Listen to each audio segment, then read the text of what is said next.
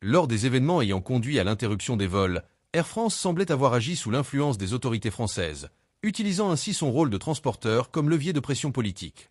Une telle démarche a été perçue comme un manque de respect par les dirigeants locaux, notamment au Mali, où le président Assimi Goïta avait dénoncé des ingérences directes de la France. Les autorités maliennes, burkinabées et nigériennes conditionnent désormais tout éventuel retour d'Air France à des exigences claires, comme le retrait de leur territoire de la liste rouge établie par Paris. L'interdiction d'Air France dans l'espace aérien nigérien, en particulier, a eu des répercussions notables sur les trajets vers d'autres destinations africaines, avec des vols allongés de 30 minutes à plus d'une heure. Ces restrictions, combinées à la concurrence croissante d'autres compagnies, risquent de fragiliser la position historique d'Air France sur le marché africain. Cette situation pose également une question d'équité.